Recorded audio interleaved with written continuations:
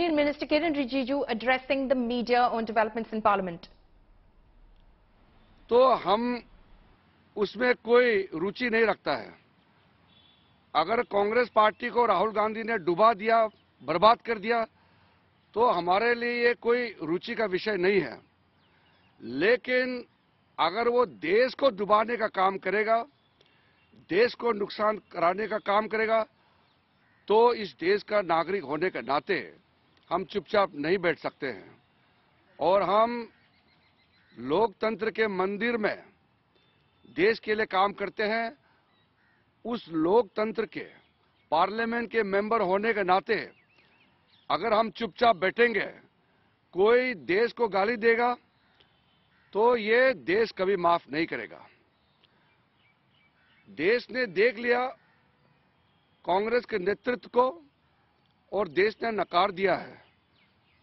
तो देश के वासी अगर राहुल गांधी को, कांग्रेस पार्टी को सपोर्ट नहीं करते हैं, तो ये हमारा गलती नहीं है, पार्लियामेंट का भी गलती नहीं है। लेकिन क्योंकि देश के लोगों ने कांग्रेस को नकार दिया है, राहुल गांधी को नकार दिया है, तो इसका मतलब ये नहीं होना चाहिए कि देश को ही बदनाम करे, हमारे लोकतंत्र व्यवस्था को गाली दे, हमारे पार्लियामेंट, संसद को नीचा दिखाने के लिए विदेश में जाकर के अनाप शनाप बातें करे।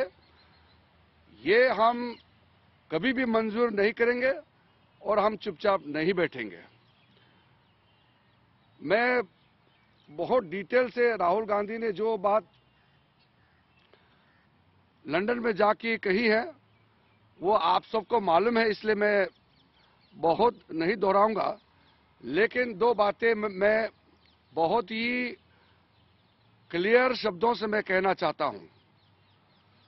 राहुल गांधी ने लंदन में जाके झूठ बोला। इस बजट सेशन के पहली पार्ट में आप सबने देखा है, देश वालों ने देखा है, राहुल गांधी ने भाषण दिया। कांग्रेस पार्टी के जितने तय समय हैं उससे भी ज्यादा उन्होंने बोला और इतना अनाप शनाप बातें उन्होंने पार्लियामेंट में बोला, झूठ बोला पार्लियामेंट में। पार्लियामेंट में रूल को ताक में रख करके उन्होंने बेकार की बातों को पार्लियामेंट के सदन में बोला और फिर लंदन में जाके बोलता है कि उनको पार्लियामेंट में बोलना नहीं दिया जाता है। इस तरह का झूठ, ये हमारा देश के लिए बहुत नुकसान होता है। दूसरा, राहुल गांधी ने कहा कि यहां कॉलेजों में, यूनिवर्सिटी में जाकर के वो भाषण भी नहीं दे सकते हैं। देश में कहीं भी जाकर के कुछ भी बात नहीं कर सकते हैं, रोक दिया जाता है। आप सबने देखा है, उन्होंने यात्रा किया, अपने ही विचार से मिलने वालों का एक झुंड लेकर के उन्होंने यात्रा किया और हर दिन सुबह शाम बोलते रहा, हर समय बोलते रहा। फिर विदेश में जाके बोलते हैं कि इंडिया में बोलने का आजादी नहीं है। इस देश में सबसे ज्यादा जो बोलता है वही कह रहा है कि बोलने नहीं दिया जाता है।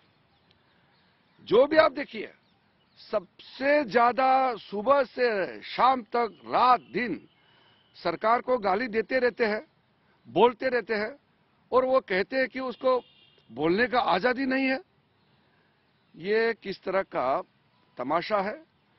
देश के लिए ये एक बहुत ही दुखद समय है कि पार्लियामेंट का मेंबर, जिस पार्लियामेंट का खुद मेंबर है, वही उस पार्लियामेंट का गरिमा को गिराने का काम कर रहा है।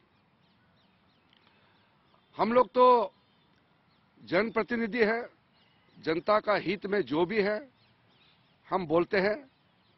लेकिन कुछ लोग, जनता और देश कोई मायने नहीं रखता है, इसलिए जो एंटी इंडिया फोर्सेस है, जितना भी भारत के विरोधी ताकतें हैं, वो सबका भाषा एक है। आप गौर कीजिए, जितना भी एंटी इंडिया फोर्सेस के गैंग मेंबर्स हैं वो एक लाइन में बात करते हैं। जो श्रीमान राहुल गांधी बोलते हैं वही भाषा भारत के अंदर और भारत के बाहर जितना भी देश के विरोध में काम करते हैं वही भाषा बोलते हैं। इसलिए जब हमने पार्लियामेंट में भी इस बात को कही थी कि रूल के तहत देश के अंदर में जो भी बहस होना है, हम डेमोक्रेसी है, डेमोक्रेसी के अंदर में जो भी प्रावधान है उसी के तहत हम लोग काम करेंगे। हम लोग सत्ता में अपने आप नहीं आए। मोदी जी अपने मर्जी से प्रधानमंत्री नहीं बने। हमारे लगभग 140 करोड़ का आशीर्वाद से मोदी जी इस देश का प्रधानमंत्री बने हैं। और आज पूरा दुनिया कह रहे हैं कि मोदी जी का विचार, मोदी जी का दूरदृष्टि और मोदी जी का काम करने का तरीका ये देश के लिए और दुनिया के लिए मिसाल है। ये सब मानते हैं, ये हम नहीं कह रहे हैं। लेकिन उस प्रधानमंत्री को भी अनाप शनाप बात करके बदनाम करने का कोशिश करते हैं। हमारे पार्टी, हमारा नेता और पॉलिटिकल आइडियोलॉजी में अगर कुछ डिफरेंसेस होता है तो हमारे खिलाफ बोलते हैं तो वो चलता है। लेकिन भारत के खिलाफ अगर कोई बोलेगा तो हम लोग चुप नहीं रहेंगे। इसलिए ये बहुत क्लियर होना चाहिए कि राहुल गांधी देश के सामने में और लोकसभा में आकर के माफी मांगना ही होगा, वरना हम लोग उसको तवज्जो नहीं देंगे। लेकिन जो भारत विरोधी ताकतें हैं और लंदन के लोग तो सोचते हैं कि राहुल गांधी जो बोल रहे हैं सही है, और लोग सोचते हैं कि भारत में तो बोलने का आजादी नहीं है। यहाँ कहते हैं कि प्रेस मीडिया का फ्रीडम नहीं है, जुडिशरी खत्म हो गया, लोकतंत्र खत्म हो गया। इस तरह का बातें करके देश को नुकसान पहुंचाया है और एक तरीके से भारत के संविधान को भी उन्होंने इंसल्ट किया है, जुडिशरी को इंसल्ट किया है। हमारा जुडिशरी कमजोर नहीं है, इंडिपेंडेंट है और बहुत मजबूती से अपना काम कर रहे हैं। और वहां कहते हैं कि जुडिशरी भी खत्म हो चुके हैं, इंडिया में पार्लियामेंट खत्म हो चुके हैं, डेमोक्रेसी खत्म हो चुके हैं। इस तरह का जो बातें उन्होंने लंदन में जाकर के दुनिया का सामने में बोला, इससे देश और हमारा लोकतंत्र को बहुत क्षति पहुंचाया है। इसलिए हम तो इसको ये सोचते हैं कि देश के लोग जानते हैं कि ये आदमी किस तरीके के सोच है, लेकिन विदेश के लोग तो नहीं जानते हैं ना। विदेश के लोग तो सोचते हैं कि राहुल गांधी सच बोल रहा है। हमारा देश वाला तो उसको गंभीरता से नहीं लेते हैं।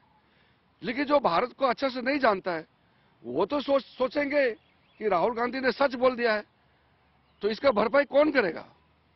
कांग्रेस पार्टी सारा जाके क्या लंदन में झाड़ू मारेगा और नमस्ते करके बोलेंगे कि राहुल गांधी ने जो बोला है माफ कर दो?